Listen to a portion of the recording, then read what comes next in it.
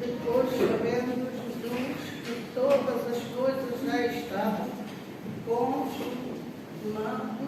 malas para que se cumprisse a escritura, disse Tadeucério: estou ali em um vaso cheio de vinagre, puseram-na, pois, numa cara de hipócrita, uma esponja ensopada de vinagre.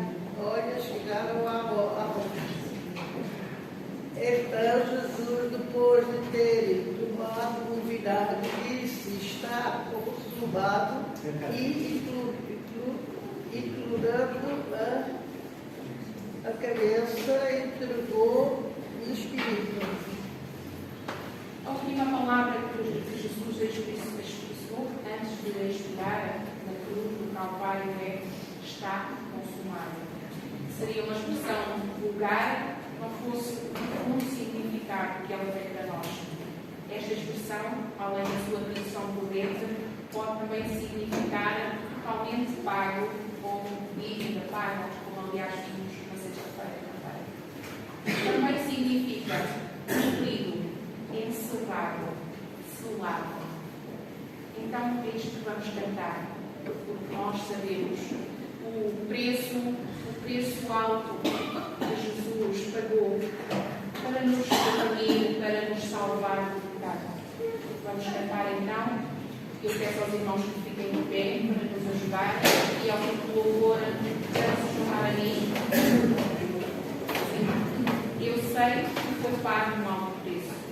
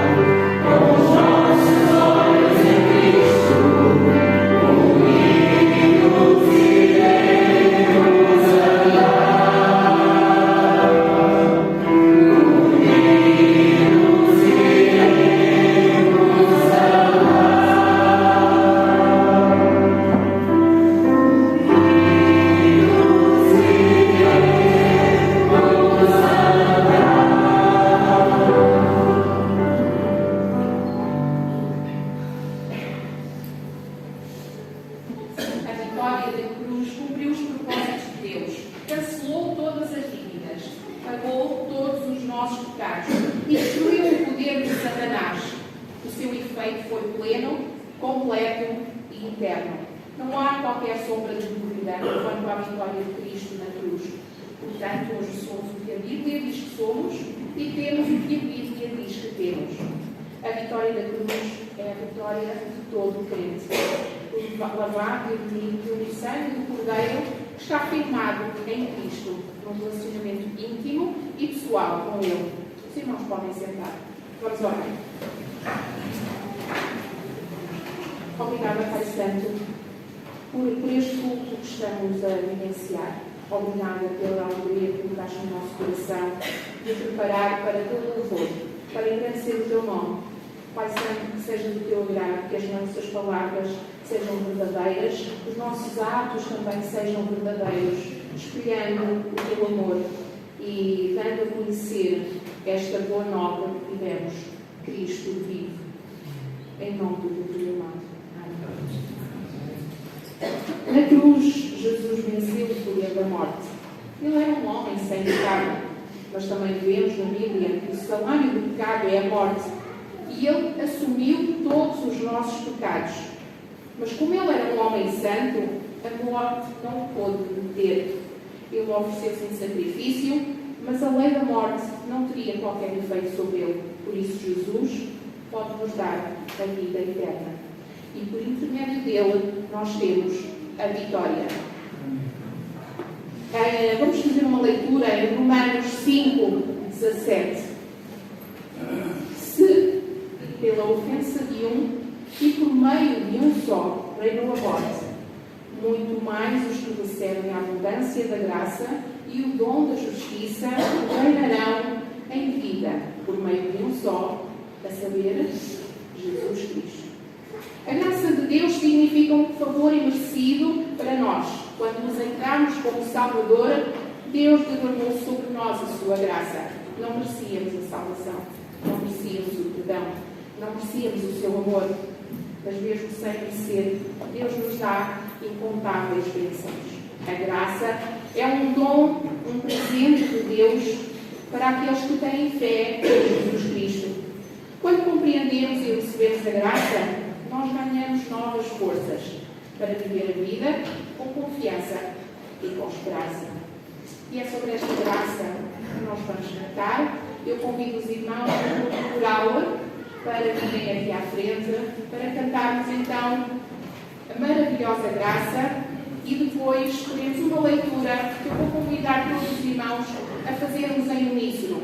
É uma leitura bastante conhecida. E depois teremos ainda Se Não é Amor.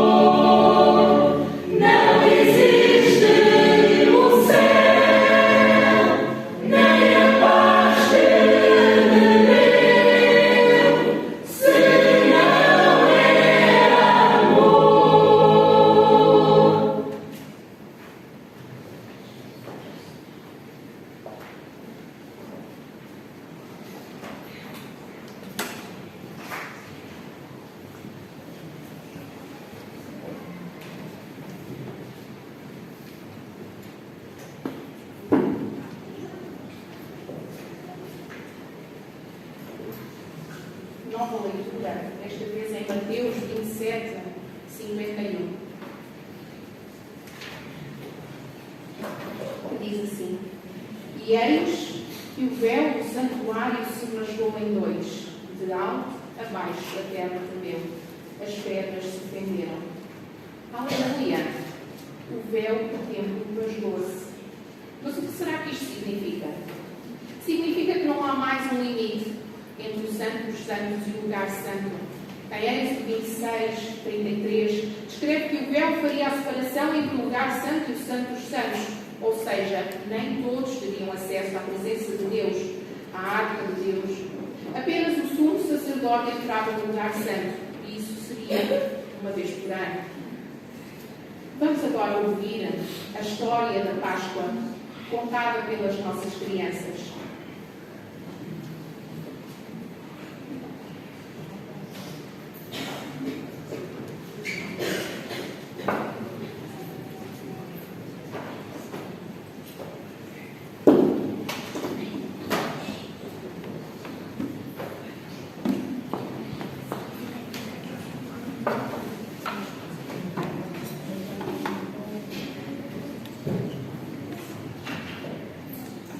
Yeah.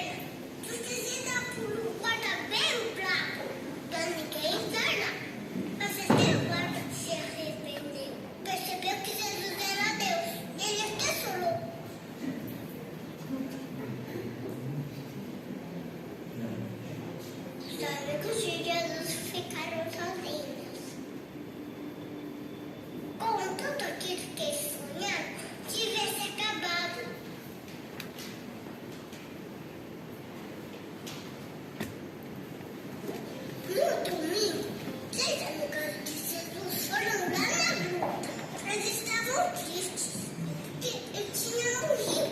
Mas pareceu um olho bem legal que falou assim: eu não tenho medo. E Jesus não está, mas aqui toquei, ele está vivo. E eles saíram correndo: Jesus está vivo, Jesus está vivo. Até que não gostava de Jesus, aprendeu que era mesmo.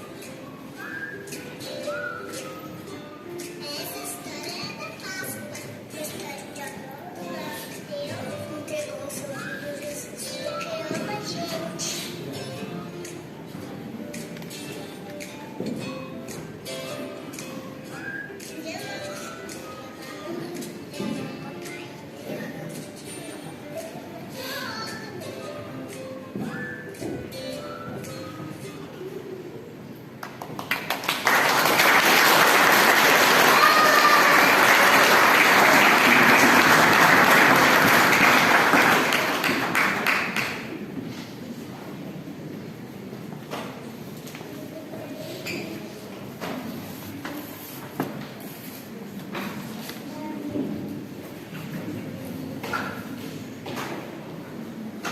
Entretanto, com a vitória da cruz, ele escreveu: vós, porém, sois raça eleita, sacerdócio real, nação santa, povo, propriedade exclusiva de Deus.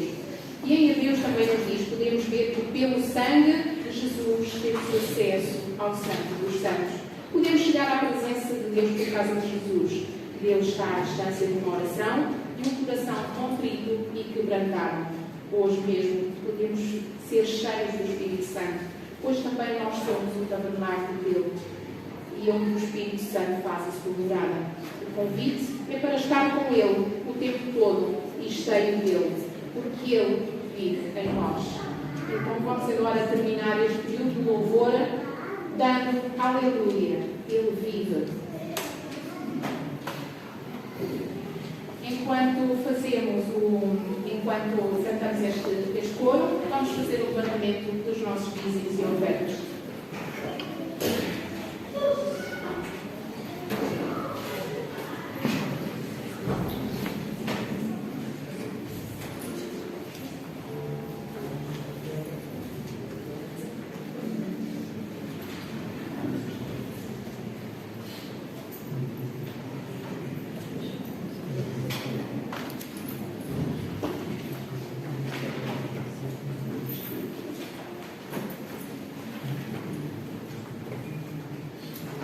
Quem puder ficar de pé, assim cantamos juntos.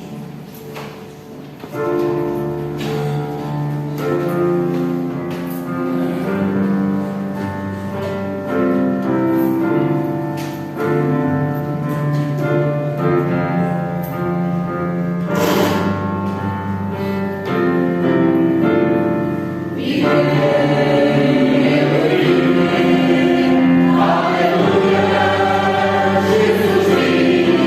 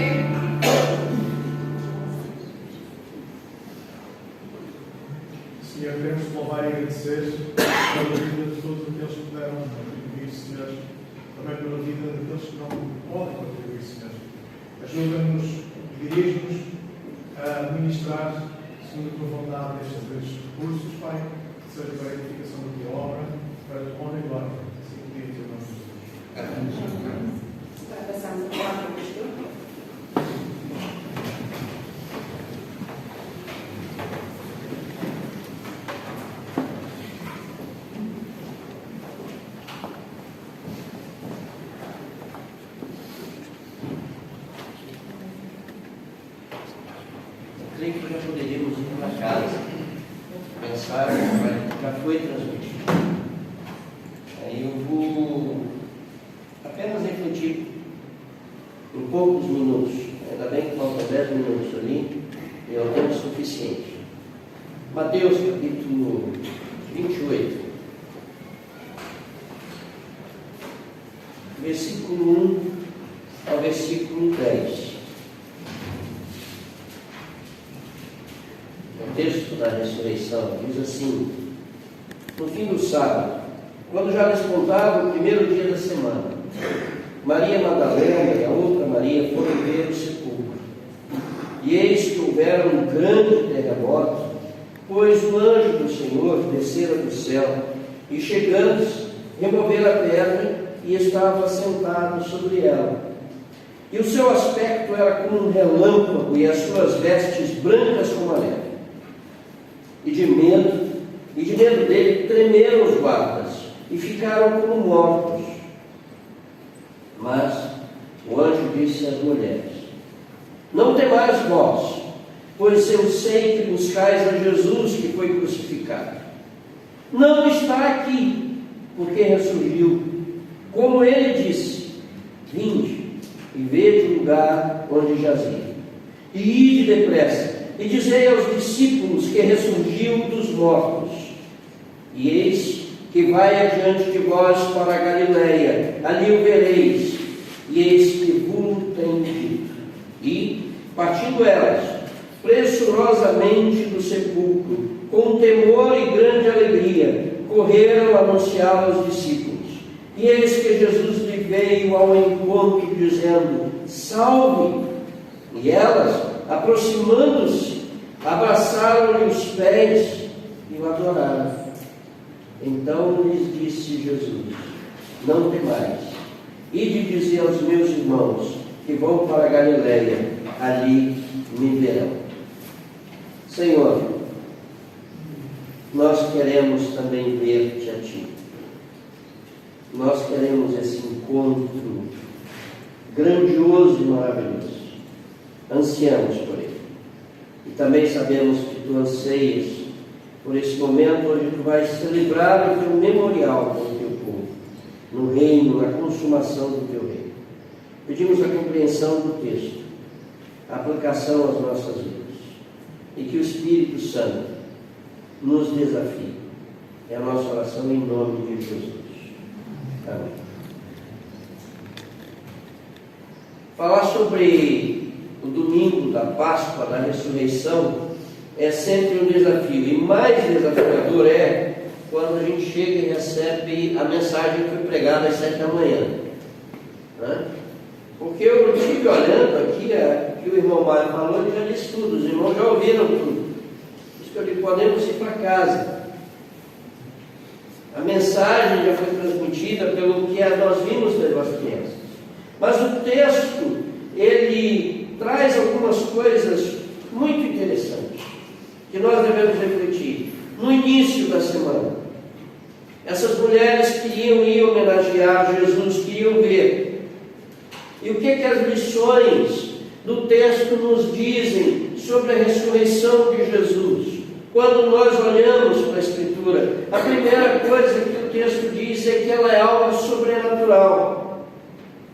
Não é vontade do homem, não foi vontade humana alguma. A perspectiva dos discípulos, a perspectiva das mulheres é que não havia mais esperança. Jesus estava morto.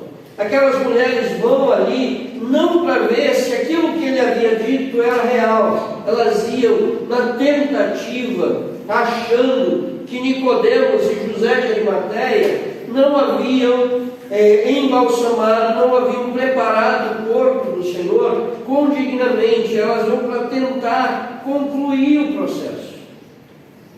Mas elas são surpreendidas quando chegam ali.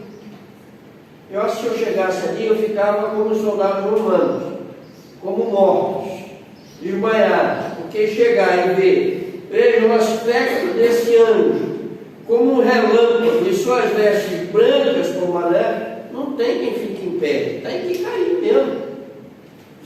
Os irmãos já viram um relâmpago rasgando o céu? Agora pense em alguém nesse aspecto. É algo assustador. Mas o texto mostra, serve para nos mostrar que a ressurreição é algo sobrenatural. Não vem de dentro do nosso mundo, ela vem de uma realidade extraterrestre, é o agir de Deus. Mas qual deve ser a nossa atitude quando nos deparamos com esta realidade? E aí eu olho para o texto e vejo algumas realidades diante desse fato. Primeira realidade, tem que nós olharmos e quando percebemos o fato de que Jesus ressuscitou, deve gerar em nós temor. Temor e tremor, pensando em Kierkegaard. Não medo. Eu gosto da expressão temor, porque é no sentido de reverência, de reconhecimento do que aconteceu e de quem Ele é. Porque Ele mesmo disse no Evangelho de João, no capítulo 10, Ele diz assim: por isso o Pai me ama, porque dou a minha vida para retomar.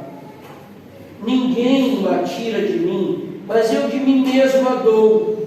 Tenho autoridade para dar e tenho autoridade para retomá-la. Este mandamento eu recebi do meu Pai. Notem, Jesus passou o tempo todo dizendo: eu vou fazer isso, eu vou morrer e vou ressuscitar, porque eu tenho autoridade e poder para isso. Mas eles estavam com os olhos fechados. E quando acontece, isso gera temor, reverência, reconhecendo que Ele não era desse mundo, que o reino dele não era desse mundo, que Ele realmente é Deus. E diante desse fato, nós temos que ter temor perante Deus. A segunda realidade está no mesmo versículo. Veja o versículo 8, ele diz assim: e que essas mulheres foram tomadas de grande alegria. Por quê? Porque Ele ressuscitou. Nós não vemos ninguém ficar alegre dentro de uma cena fúnebre. Nós não vemos ninguém pulando de alegria na campa de alguém. Quando nós vamos à campa, quando nós vamos ao cemitério, nós vamos ali com tristeza e com pesar. Nós vamos ali para chorar, para expressar a nossa saudade. Mas o texto diz que essas mulheres, elas se encheram de alegria.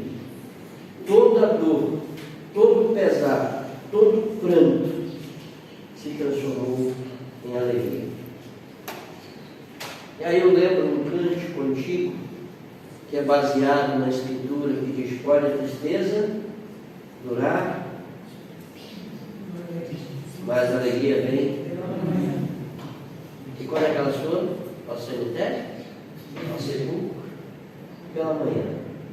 Tristes, carregando o seu pesar. Mas quando chegam ali, brota alegria. Por que brota alegria? Ele não está aqui. Ele ressurgiu. Ele está vivo. Todos nós ansiamos pela vida, nós não gostamos da morte. Estamos na fila dela. Todos nós temos a nossa ficha. Se quisermos trocar, não troco, eu quero ser o último. É a única fila que nós queremos ser o último. Mas nós vamos passar por ela. Mas nós não vamos ficar, porque a esperança da vida, Ele é a primícia, Ele é o primeiro de todos. E a alegria, porque a morte foi vencida. E esse deve ser da falta do mundo. Estou nesse plano, não sei o quê. Tem que ser regozijo, prazer, porque o nosso Senhor ressuscitou.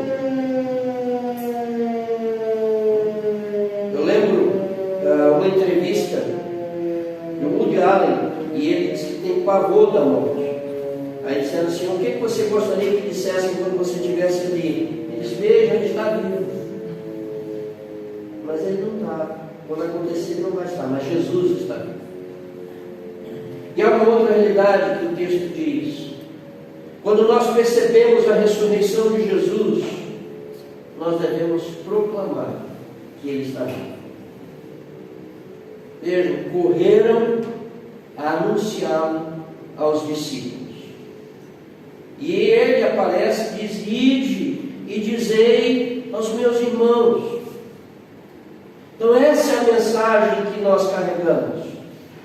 Ele vive e nós precisamos anunciar isso.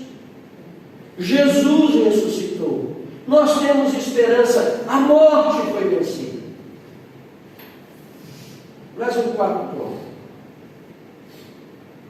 Diante da ressurreição, reconhecendo quem é Jesus, nós precisamos adorá-lo. Vejam, aproximando-se, abraçaram-lhe os pés e o adoraram. Não basta celebrar apenas a ressurreição. Não basta apenas ficar alegre com a ressurreição. É preciso adorar o ressuscitado.